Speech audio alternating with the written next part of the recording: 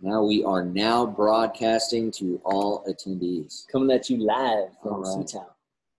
Live from Clarksburg, California. We are in an old barn. My name's Phil Ogilvie. This is my twin brother David, our Hey, everyone. winemaker.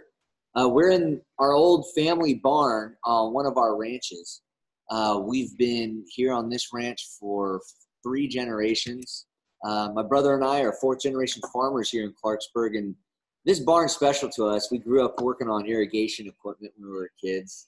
With dirt bikes in the back. And dirt bikes in the back. Making our and own jumps. Bonfires, accidentally. Yeah. They still don't know. But yeah, we've turned this into a beautiful tasting room now for one of our other labels. You might know of the Silt Wine Company. And my wife manages that tasting room for us. But She does a very good job. she does. So we just want to thank you for joining. You guys are here and have been invited to this Zoom meeting, this conversation, because you're subscribers, and we thank you so much. We thank you for sharing our story with others. You know, our mission is to share Clarksburg with the world, and by becoming a fellow and subscribing, you are participating in that mission with us, and we thank you very much. All right, David? Right. And if you have any questions, throw that question in the chat box there, and we are happy to answer. So love to know what wines people received. Yeah. So the format of this is pretty loose. You know, this is a live meeting, so you all can ask us questions. I believe you might even be able to have audio questions or chat questions, whatever you want. But we're going to do this once a month as kind of a service to you as subscribers. And you can ask questions to David, our winemaker. Sometimes we'll have other guests on. I know we've been talking about that. And you can ask some questions of people that really know Clarksburg. They know wine. They know, of course, these wines. We dig into them. Today we're going to be talking about Chenin Blanc. And that's a prize varietal here in Clarksburg. We'll talk about why. But we just want to thank you for being a part of our mission. And, you know, we really are, when you subscribe, you're subscribing to the farmer, David, and the winemaker. He wears that hat also. And then the retailer. And I'm kind of more on the sales side of things a little bit, but it's family business. So everywe wear all the hats. We all wear all the hats. You're right. So everybody's participating somehow. We really are that honest farm to table, and we love doing it. We got a great question here from, I'm going to pronounce it, Emily. Emily, I hope. Emily. Is your winemaking approach different for Fellow than for Silt? That's a great question. I think David's got a great answer for that. Yeah. So both brands, while they both come out of Clarksburg, we do make the wines a little differently. The whites in Fellow use less oak than the oaked whites in Silt. The reds tend to be more fruit driven, and again less oak. Different picking times sometimes depending on the variety, where alcohols on these wines might be slightly lower, again depending on variety. So we go through and I make blends of all of our grapes and pretty early on, and then take these blending lots, and early on kind of put them down the path for Silt or for Fellow. And all of them are fantastic wines, I guarantee it. So, but thanks for the question. It's a very good question.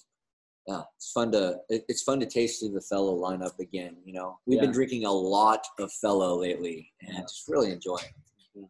Done a great job. One thing that David's done really well, I think one of his styles in winemaking is keeping our wines dry, and so we don't really have really super sweet wines. Our sweetest wine would probably be the Gewürztraminer, right? Right. And so if you've seen the on the website, you might see the Gewürztraminer in this nice tall bottle. This bottle usually connotes sweetness on a wine. This Gewürztraminer is not really, as far as sweetness levels go, not really sweet. It's more in a drier style, although it is sweeter than the other 3 whites that we have, being Chenin Blanc, Sauvignon Blanc, and Chardonnay. There's so. but yeah, generally my whole philosophy around winemaking is show off the fruit. I want to, as a grape grower as well, I want to make sure that we're showcasing what we can grow in the vineyard and get that in the winery. And we kind of say, just don't screw it up once it gets in the winery, right? We want to make sure we're preserving that fruit. I do a lot of stainless steel fermentation to that end, except for the Chardonnay, we'll ferment in oak. But a lot of the whites, I want to ferment in a stainless steel tank at cold temperatures to preserve that the fruity or floral aromatics of the wines.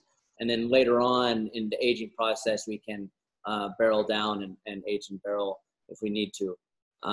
But yeah, we want to make sure that we are showcasing the fruit and not necessarily the secondary downstream products that happen in winemaking, like barrels for that matter, or yeast. Yeah.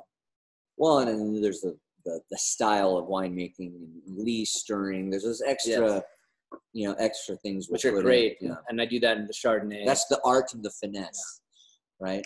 David, let's jump into talking about the Chenin Blanc. I know that Chenin Blanc has been maybe we can call it the queen of Clarksburg. Yeah. It's a great varietal that a lot of people don't know, and I think a lot of people think it's going to be super sweet. Yeah, it's not. So historically, Chenin Blanc in the United States has been sweet, and actually in Europe, the main Chenin region is Vouvray, and you'll find a lot of Chenin Blanc Vouvrays that are sweeter. In the 70s and 80s, a lot of the larger wineries at the time, would pump out these Chenin Blanc or Vin Blanc wines that were really sweet. And so Chenin Blanc got that name as a sweet wine, when in reality, as a dry wine, it makes in my opinion, a far superior wine, because you're able to showcase a lot of the fruit and tropical notes. And then it has that great acidity. Chenin Blanc, this thing's got some acid on it. Chenin Blanc, it has great acidity that really helps the wine pair with spicy dishes, with just a great food wine in general. Sommeliers love it for that reason. And then, of course, even if you're not having food and it's 90 degrees outside on the back patio, it's a great wine for that too. Patio pounder. I've had this on my patio quite a bit this summer. So as the kids go back to school, I might have some more on my patio. So if you're lucky enough to, as a subscriber, pick this wine to be shipped to you, and you want to open it with us right now, you'll be able to smell what we're smelling. And aromatically, you get kind of this apricot, peach kind of character. Get a little pear going. Maybe a little pear. I think it leans more to apricot, and then a fleshy stone fruit, and then you get a touch of honey, this touch of honey character, and which I just love. So, but then when you sip it, it's just backed by this great acidity, again, that rounds out the whole palate. And a little bit of my history, I used to make beer as well for a couple different breweries. And one of the things I learned is that if you have a big, thick, sweet IPA, it's hard to have a second glass sometimes, because your mouth is just coated in sweetness. And one of the things that you do in the beer world is you need to sell pints of beer, and in order to get people to order that next glass, you want something to finish clean and refreshing. And stylistically, that's what I love to do with our wines. I want them, it's called attenuation, yeast attenuation. Get all the sugars fermented so the wine's super dry. And we achieve that with Chenin. Ethan has a great question. I've heard this question before. What are the main differences between Sauvignon Blanc and Chenin Blanc? Great question. So Sauvignon Blanc, another fantastic variety that grows in Clarksburg. Fellow has one right here. Usually Sauv Blanc is in that kind of bottle, right? Yeah, so Sauvignon Blanc is a Bordeaux variety, Bordeaux white wine. And so this is a classic Bordeaux varietal or Bordeaux wine bottle. So that's why you'll see a lot of Sauvignon Blancs in this bottle. And over the time, it's gone in clear glass. I think that's kind of done a lot in Bordeaux as well. But also allows you to see the wine and what a beautiful color it has, or absence of color for that matter. But Sauvignon Blanc is different than Chenin Blanc. You're going to get, if you think of a wine aroma wheel or flavor wheel where you have, different wine characters in different areas, Chenin Blanc is just going to be in a different area. The fruits that come out of these wines that get expressed are just different. So where I said Chenin Blanc has that apricot, peach, maybe a little pear, and those honey characters. Sauvignon Blanc traditionally has a lot more, I'd say, pithy citrus, you think of like lemon peel or actually grapefruit. I love grapefruit. Grapefruit on this wine comes in spades. So, but take that grapefruit, that fleshy grapefruit, and you kind of and smell it. Oh, you smell that in this wine, but then also take that grapefruit peel and rub it on your teeth, and you'll get that pithy character. And that pith aromatic comes through in a lot of Sauvignon Blancs. This is why he's magic at what he does. I mean, just that don't you just want to go buy a grapefruit right now and do everything he just said? It's a lot of practice. and then the other thing, Sauvignon Blanc is one of the white wines that in its skins have pyrazines, and pyrazines give a lot of that green, grassy character. And then when it's really prevalent, it'll have more of this kind of bell peppery character that you see a lot in New Zealand style Sauvignon Blanc. So in New Zealand, they do very little leaf pulling and get a really closed canopy that helps preserve the pyrazine. Here, I like to do something in the middle. I was just going to ask, what's your growing style? I mean, it's rare that you get to talk to both the winemaker and the grower at the same time because they're the same person. Yeah. So what's your growing style on this? So in Sauvignon Blanc, well, in Chenin Blanc, I like to do a lot of leaf pulling in that fruiting zone to get a lot of sun on the clusters, morning sun, not afternoon sun, because then you get a lot of sunburn. But you get that morning sun, and that helps bring out those tropical characters. With the Sauvignon Blanc, remember what I said in New Zealand, they keep it really closed, and they preserve a lot of that pyrazine character, so you have a really green Sauvignon Blanc.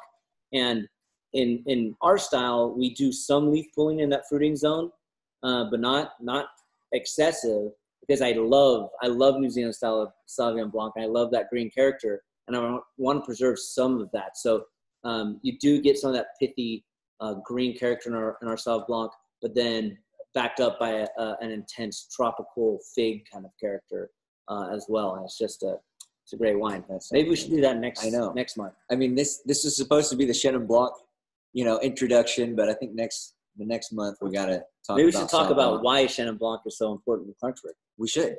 So in the 60s and 70s, Chenin Blanc was the number one white variety grown in California. It was grown everywhere, and a lot of farmers grew it because they could get really big crops and make a lot of wine out of it. And then, when the 80s came, Chardonnay came into favor and other varietally labeled wines. And so Chenin Blanc kind of went away, and people were more focused on quality and not just making, the goal wasn't to grow as many grapes as possible, it was to grow the best grapes possible. And so what happened was the places where Chenin Blanc didn't grow good quality, those all got pulled out. And the places where the vineyards were found to make the best Chenins were left in. And one of those places was Clarksburg. And we've been growing Chenin Blanc. Our family's been growing Chenin Blanc since the 70s. Our oldest vineyard right now is about 30 years old. And Clarksburg you'll see, when you see Chenin Blanc on the shelf, if it doesn't say California, if it says California, there's a good chance most of it came from Clarksburg. And if it doesn't say California, most likely will say Clarksburg on it. And we grow a lot of Chenin Blanc for a lot of wonderful wineries out there that are helping keeping Chenin Blanc on the map. Yep. And there's been a great resurgence in the past 5 years with sommeliers just really loving the wine. And so now I sell grapes to you know, 30 other wineries in small amounts, just so they can have a Chenin Blanc in their list. And those have been some cool relationships. And we got to, let's just toast those small wineries that are helping to grow the knowledge and awareness of Chenin Blanc, and not just by shoving it in a restaurant's face, maybe buy and sell this wine, you know, but by really putting a quality product together and you know, really making wineries sure like Margins, Labatune, Harmeyer, he's been doing some great stuff. Hashtag Hella Chenin. Hey, let's kind of talk. Let's wrap this up. What do you want to? Any other kind of growing notes you want to mention about the wine or winemaking notes? Yeah, I mean, one of the things we really are passionate about, and on our whole farm, is farming sustainably. So we're certified sustainable in California rules for sustainable growing and sustainable wine growing. Sorry, we are on a farm. You might hear the tractor in the background. So you'll see a little seal on the back of our wine bottles. It says certified green. And we are very passionate about that. That's very important for us. It really comes down to farming in a way that's sustainable so that we can continue farming in the future. It means using less harmful chemicals, using beneficial insects where you can, use other things that aren't going to be harmful to the environment and to your beneficial insect population mainly. And of course, honeybees. You don't want to kill honeybees. Everyone loves honeybees. So we do have a good relationship with a bee farmer who stores his bees on our properties and is happy to do so because he knows that we're not going to be using anything that's going to hurt him.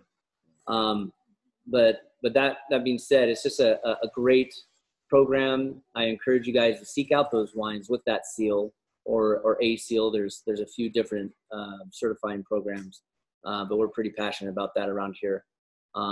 So I think you can taste in the wine too. You know? I totally agree. I taste those honeybees.